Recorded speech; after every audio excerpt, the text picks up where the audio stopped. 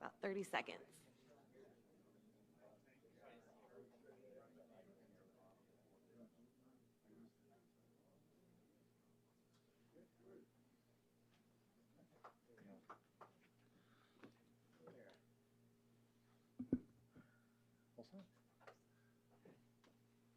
Well, good morning, and thank you all for being here.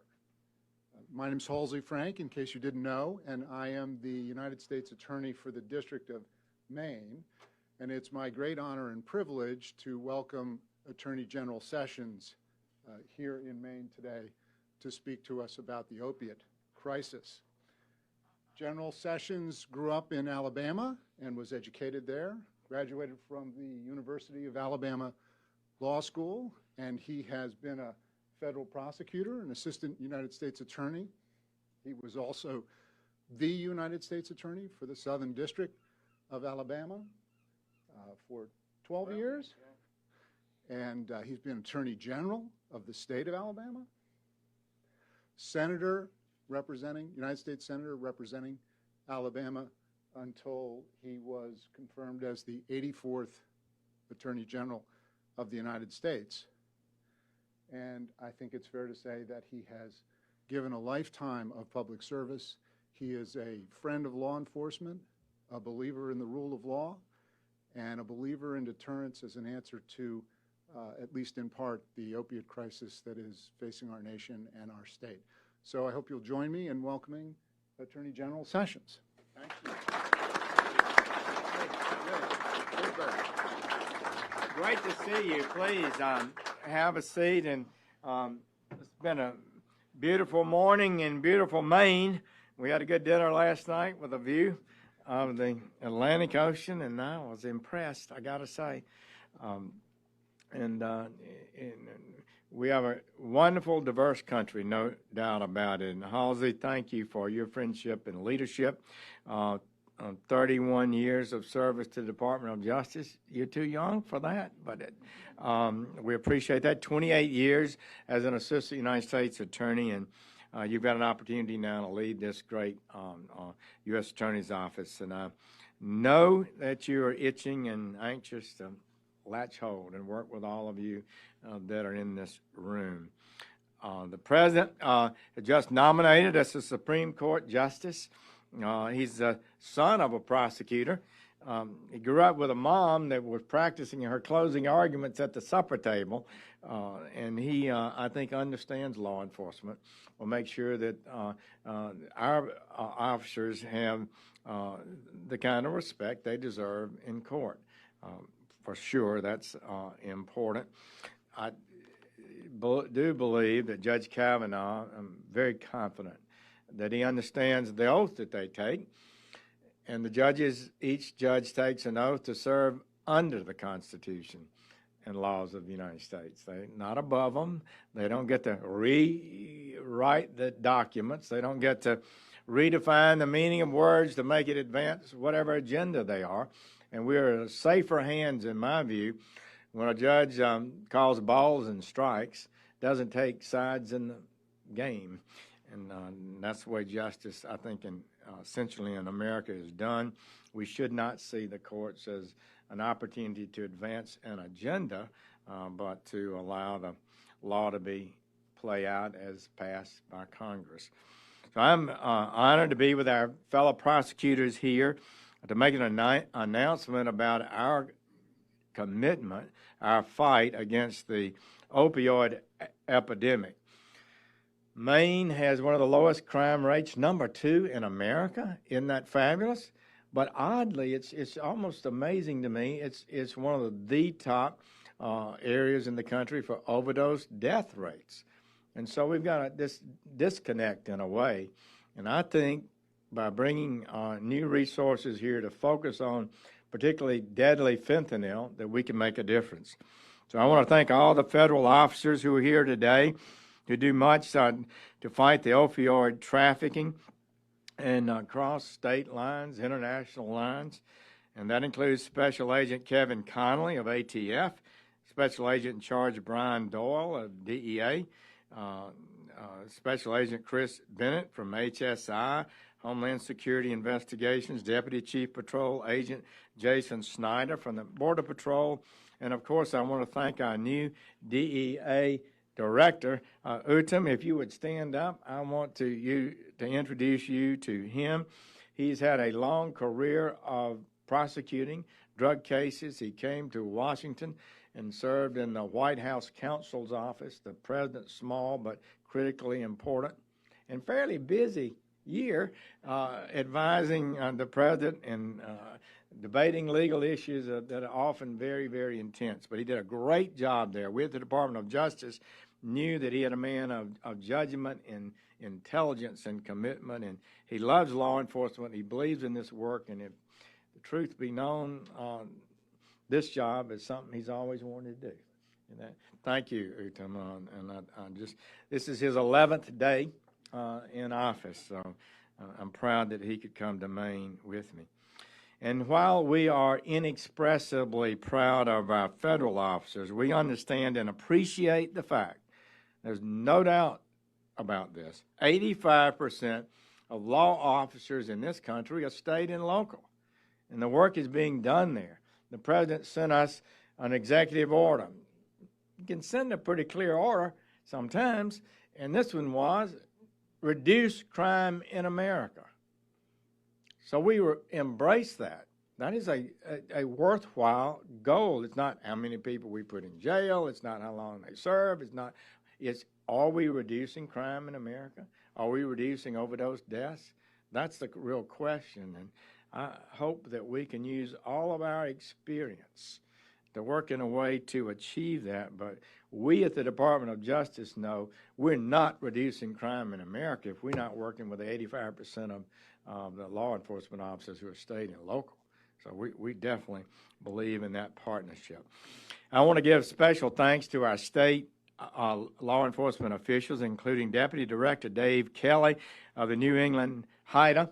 I appreciate the high-intensity drug trafficking area team, Major Brian Scott and Lieutenant Colonel Bill Harwood of the Maine State Police, as well as more than a dozen police chiefs, 4 sheriffs, and our local partners. And we'll be meeting later on today with them to have an in-depth and private discussion about the challenges that you face and how we can be better at it. I am honored to be with you. I am honored to be with law enforcement. I want to commend you, those of you here in this state, for the successes you've had against the opioid epidemic. Hopefully we'll see better numbers of reducing death numbers this year. At the end of June, working with partners at DEA and state and local law enforcement, you put a fentanyl dealer from Rangeley behind bars. On the same day, you secured an 8-year sentence for a heroin dealer in Bangor. In recent months, you put several other heroin dealers behind bars, including one from Connecticut, one from New York. That's the kind of work that does make a difference. If sustained in an effective way, it will reduce the threats in your communities. And we cannot allow gangs to become richer, more powerful, and to distribute more and more drugs in our communities. Law enforcement is not the only activity it takes to reduce drug problems in our community, but it is a critical part. We have an important role, an indispensable role. Enforcing drug laws has never been more important than it is right now, because today we are facing the deadliest drug epidemic in the history of this country. We have never seen anything like the deaths that we now have. Approximately 64,000 Americans lost their lives to drug overdoses in 2016. 64,000. Looks like that'll be up in 2017. Not so much, but it's up again. Although we're hoping and believe in the last few months, that trend may be altering, and we want to see it continue to alter. That's twice the size of Bangor, and it's nearly the population of Portland, Maine's biggest city, dead in 1 year from overdose. Meanwhile, millions of people are living with the consequences of a family member's addiction or an addiction of their own. It's incredible but true that for Americans under the age of 50, drug overdoses are now the leading cause of death in this country. Can you believe that? Preliminary data show that the drug death toll continued to rise in 2017, but CDC data suggests that we might be beginning to make progress in recent months.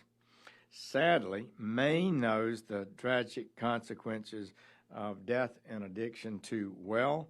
With a rate nearly double the national average, Maine is in the top 10 states for overdose deaths, and it's only rising. Maine is breaking record after tragic record, just like the country as a whole is breaking. They include young people like Ashley Winchell, a Bangor, who was just 21 years of age when she died of heroin overdose last year. They include Molly Parks from Old Orchard Beach. She was just 24 when she was found dead in a restaurant with a needle in her arm, restaurant bathroom. She had her whole life ahead of her. They include a 25-year-old mother who overdosed and died in front of her 6-year-old son.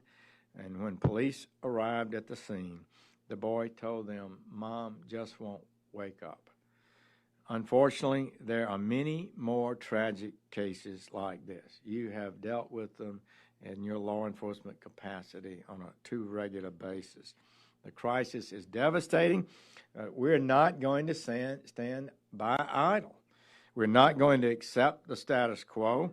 We will not allow this to continue. President Trump has made it clear that business as usual is over. Ending the drug crisis is a top priority of this administration and this Department of Justice. The President has a comprehensive plan to end national public health care emergencies. He's negotiated and signed a bipartisan agreement with Congress to spend $6 billion to win against this danger. It has three key components, of course: prevention, enforcement, and treatment. Our role primarily in law enforcement is enforcement, but I think enforcement is a part of prevention too. It's just a component of it. The President wants to improve prevention by launching a nationwide awareness campaign about the dangers. He set an ambitious goal of reducing prescriptions in America, opioid prescriptions that too often have started addictions, by 1/3 in 3 years. And we've already seen some decline in the last several years, but we're going to achieve that goal. We prescribe too many opioids in this country. No country in the world is close to the number that we're prescribing, and it has caused addiction, and it has led people to heroin and fentanyl and death. So he's a strong supporter of law enforcement efforts. He recognizes law enforcement is part of prevention, and we're not just locking up criminals for the purpose of locking them up. We're preventing addiction. We're preventing the spreading of drugs, and we're saving lives. Always been what law enforcement's role is, and it has always made a positive difference. So that's what is at stake. That's why we're attacking the gangs and cartels, damaging, weakening, even destroying their distribution networks. Today, I'm announcing our next step to do just that. It's called Operation Synthetic Opioid Surge. That's a good Washington acronym, SOS. And I'm ordering our prosecutors in 10 districts with some of the highest overdose death rates, including here, to systematically and relentlessly prosecute every synthetic opioid case, every fentanyl case. We can weaken these networks, we can reduce fentanyl availability, and we can save lives. We're going to arrest and prosecute and convict fentanyl dealers, and we're going to put them in jail. When it comes to synthetic opioids, I think most of you in law enforcement know there's no such thing as a small case. 3 milligrams of fentanyl can be fatal, the equivalent of a pinch of salt. It's not even enough to cover up Lincoln's face on a penny. Depending on the purity, you could fit more than 1,000 fatal doses of fentanyl in a teaspoon. I want to be clear about it. We're not focusing on users, but on those supplying these deadly drugs. They had an occasion to be in Manatee, Florida, met with a team that had developed a program there that's similar to what I think you will find here. Your counterparts in Florida tried a strategy in Manatee County, just south of Tampa.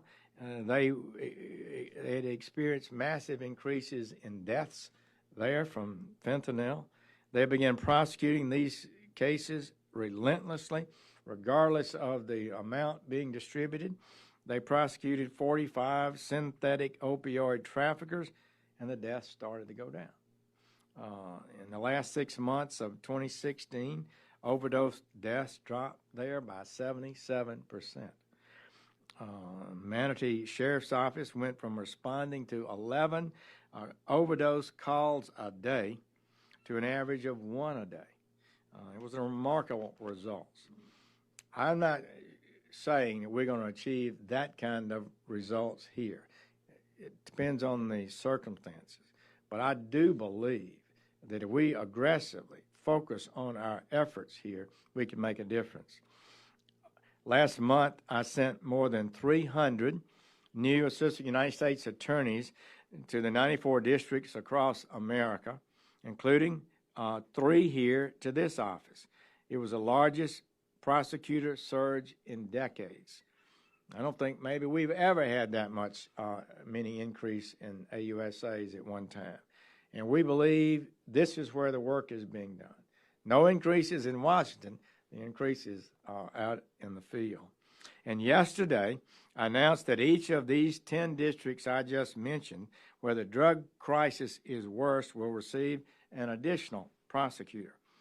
As a former assistant United States attorney and U.S. attorney myself, I know what that can do, and my expectations are high.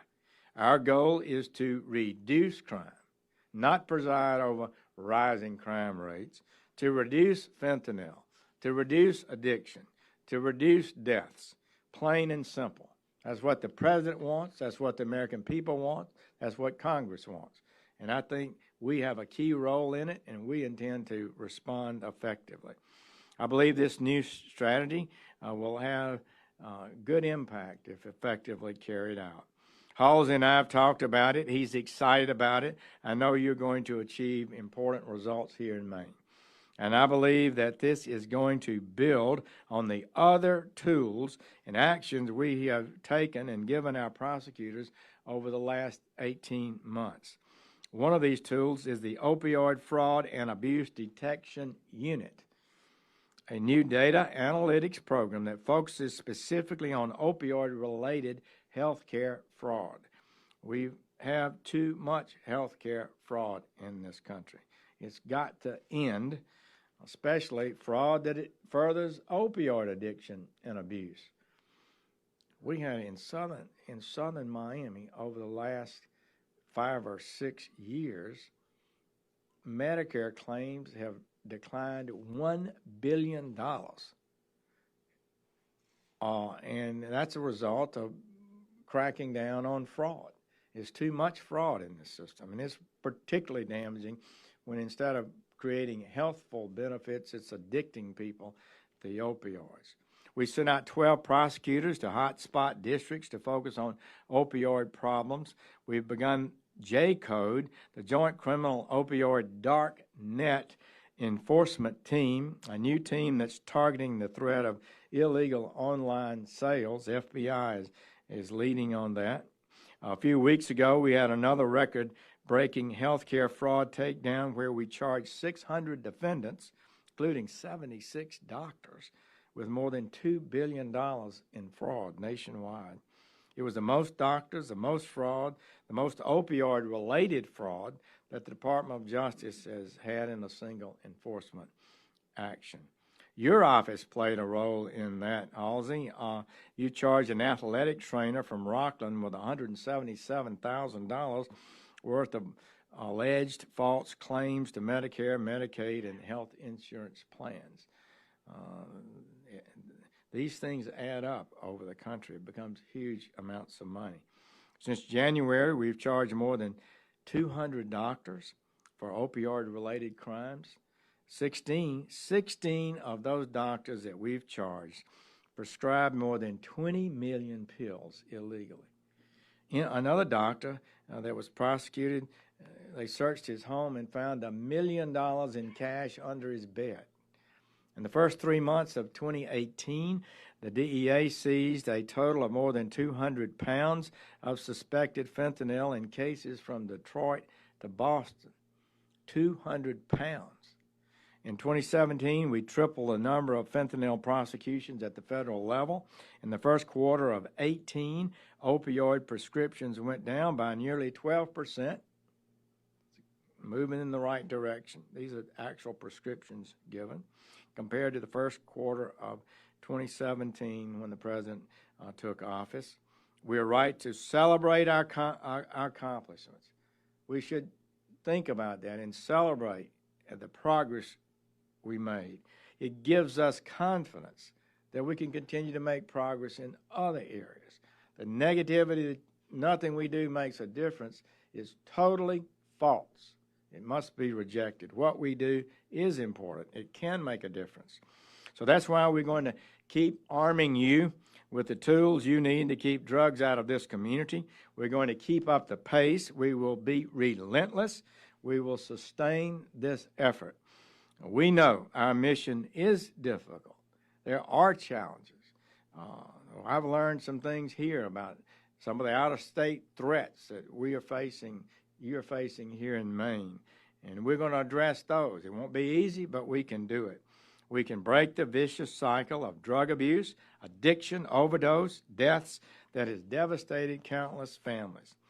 So I want to close by reiterating my deep appreciation and profound thanks to all the men and women of law enforcement, federal, state, local, and tribal, as well as the families of our law enforcement officers, for sacrificing so much, putting your lives on the line every day so that the rest of us can enjoy safety and security that you provide.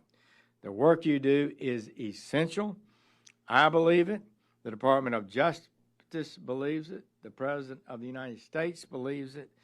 And you can be certain about this. We have your back, and you have our thanks. Thank you all. It's a pleasure to be with you. Thank you.